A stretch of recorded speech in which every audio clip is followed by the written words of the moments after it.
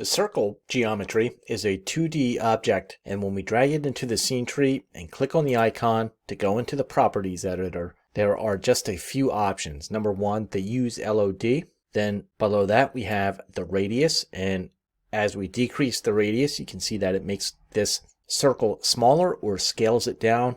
As we increase the radius, you can see that it makes the circle bigger or scales it up. So basically increasing or decreasing the radius makes it larger or smaller. Now there's also a corners, and as we adjust this and take this down to 3, you can see how we basically have a triangle. So if you need a triangle, it's one way to make it. And as we just increase up these points one by one, you can see what kind of shapes you can make here. Now to get it all the way in the circular, you just want to increase the corners all the way to 300, and now it's completely round.